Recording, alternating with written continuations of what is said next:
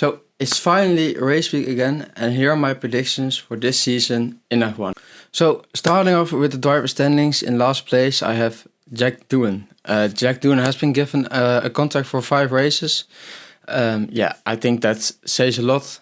I don't think Alpine will extend with Doohan, and I think he will be replaced after those 5 races by Franco Colapinto. So that's why I put him in last place. So moving on to P18 and P19. In P18 I have Nico Hülkenberg, and in P19 I have Gabriel Bortoleto. I think the Sauber overall will be a pretty bad car. It already didn't look good in testing. Why I put Hülkenberg above Bortoleto? I think the two will be pretty close to each other, but that experience Nico has, I think that will put him above Bortoleto in the driver standings. When a race happens, I think Nico Hülkenberg will be the first one to grab that chance, score some points, 1 or 2, and that's the reason I put Hülkenberg in P18 and Gabriel Bortoleto in P19. So moving on to P16 and P17. In P16 I have Yuki Tsunoda, and in P17 I have Isaac Hadjar. I think Isaac Hadjar, his season will be pretty similar to Yuki, his first season in F1. Lot of crashes, lot of swearing. I think with Yuki's experience now within the team, beating De Vries and also Ricciardo when they came to VCARB, I think Yuki will have not easily, but I think he will have the edge over Isaac across the whole season. So Yuki Tsunoda in P16 and Isaac Hadjar in P17. So in P15 I have Lance Stroll. I think Stroll last season already showed he is very inconsistent. Also stupid crashes. And I think the Aston Martin overall, I don't think they made any progress from the end of last season. It again looked like a difficult car to drive. I think they are fully focused on 2026, when of course Newey comes in for a full season. Honda comes in, and so Lance Stroll in P15, and that also puts Aston Martin above Steak Sauber and VCARB. So in P14 I have Oliver Bearman. I think the Haas overall has improved a lot. I think with Oliver Bearman and Esteban Ocon they have a pretty solid lineup.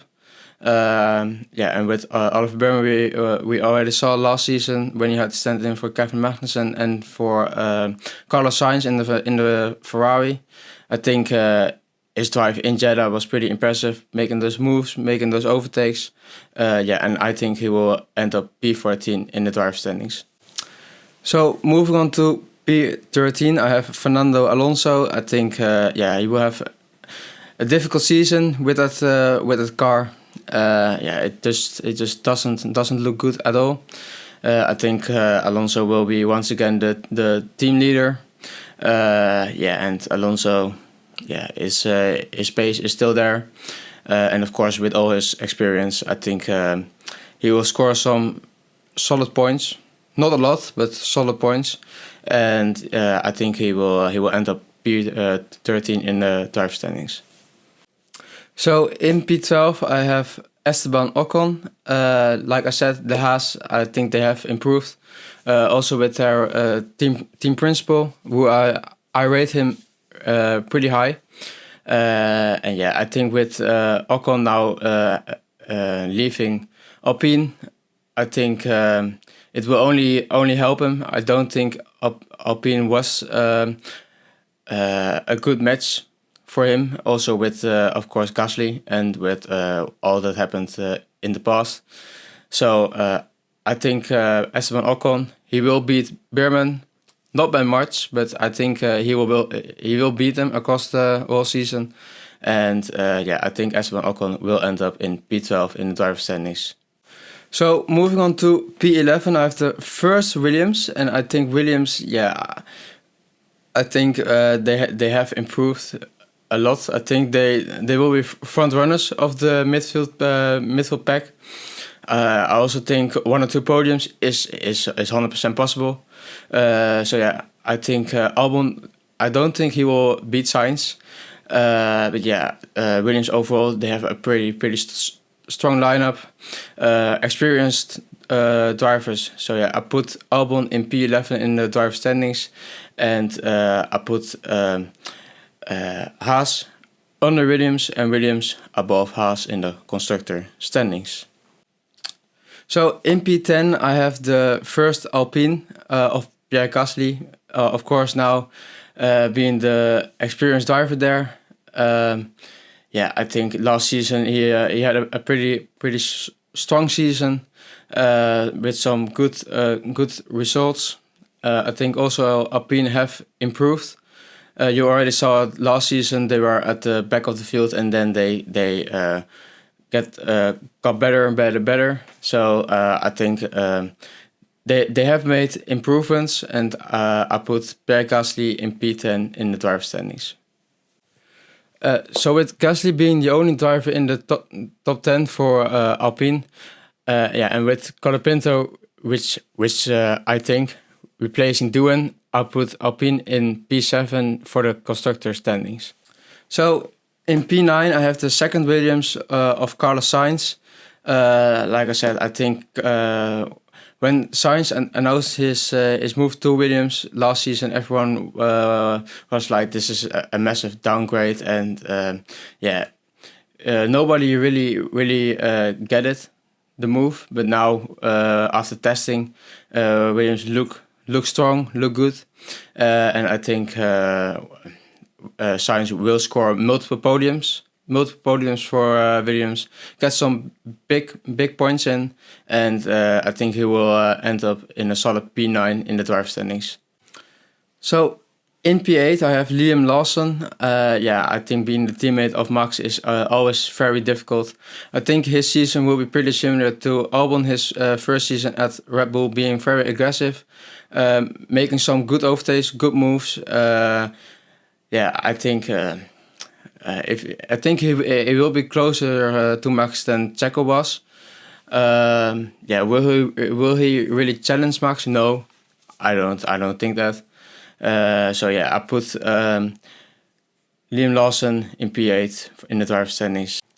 So next up, and I think this will be a surprise for a lot of you, but I put George Russell in P7 and I put Kimi Antonelli in P6 above, yes, George Russell. So George Russell, yeah, I think the mistakes where he was known for when there is pressure in the last few laps of a race, I think those are pretty much gone or have become way less. Yeah, and I think his drive in Spa was pretty impressive, despite he of course got disqualified. But Kimi Antonelli in P6, I think his rise to F1 is pretty impressive. He of course skipped F3, won multiple classes before that. Yeah, and I'm just very excited to see Kimi Antonelli in the Mercedes. I think he will also win at least one race, maybe two. So yeah, I put Kimi Antonelli above George Russell for the drive standings.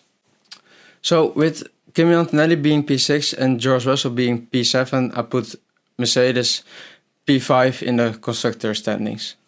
So in P5 I have the first McLaren of Oscar Piastri. I think Piastri improved again a lot, but I think the tire management and the race management is still a thing he needs to work on to being able to beat Lando Norris.